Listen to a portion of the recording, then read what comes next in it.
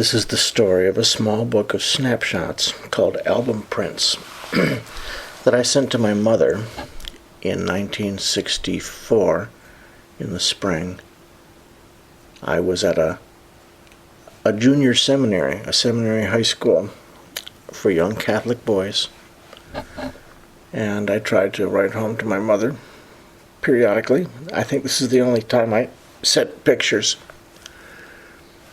I'm going to just go through the pictures and tell you what I see.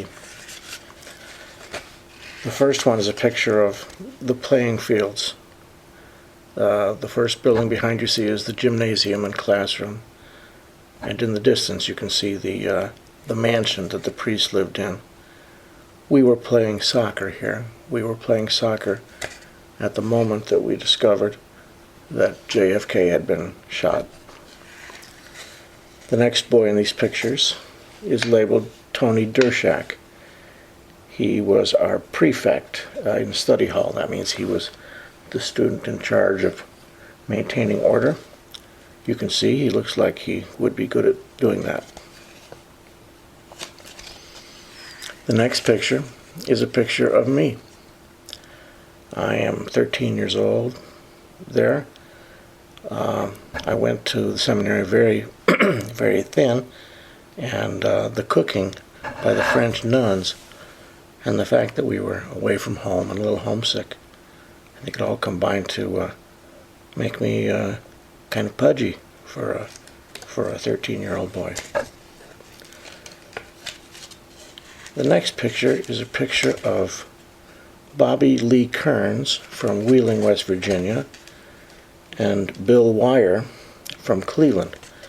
Now, Bill Wire is the one on the right. I was not great friends with these upperclassmen.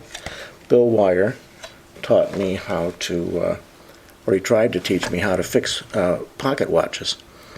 He was very good at dealing with small things, and we were all assigned work, and I was assigned the job of learning to fix wristwatches, and I never did. I couldn't even see the tiny parts. This next picture, kind of blurry, is Jerry Hearth, H-U-E-R-T-H, and he was from St. Paul, Minnesota. And I have written on here that he was my hero. I think he was a nice fella. He was perhaps a junior when I was a freshman. He seems like a nice fellow. And then the next picture is a very important person for me. His name is Robert Beale. He was from Oak Park, Illinois. And he and I were best friends. And we were such good friends that we were hauled up in front of the disciplinary committee because they thought we were too good friends. And I did not know what this meant at the time. They thought that I was, that we were homosexuals, and that we were going at it on our walks around the seminary grounds, because I guess some people were doing that, but we weren't doing it.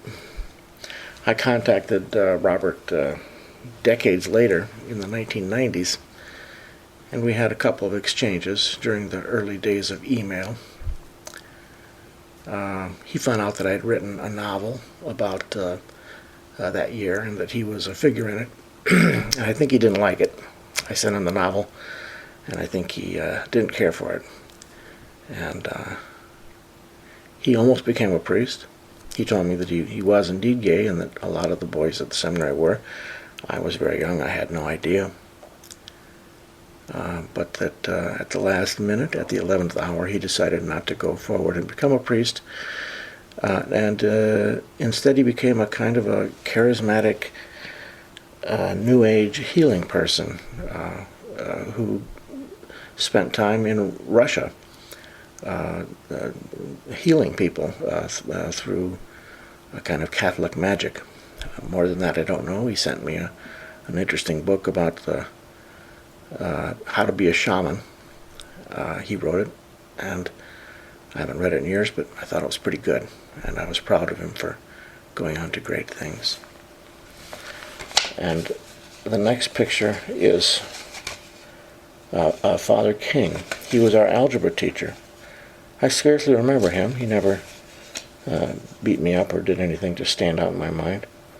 But on the back of the picture I've written, Father King is grinning because he's going to give us a workout. This is during physical education class. And then the final book in this little snapshot book is 3 or 4 or 5 boys milling about out on the playing fields. And in the middle there is someone named Philip P. Gallagher III. And I'm writing this to my mother, so I'm using lots of exclamation points. Our American Eagle, and he is from Philadelphia, and I make a pun on hippoplatypusy. Hippoplatypusy, I don't know what I meant by that, but that was a 13-year-old talking. Anyway, it's 3:30 in the morning, April 30th, 2015, and that's how I spent the last hour. Thank you.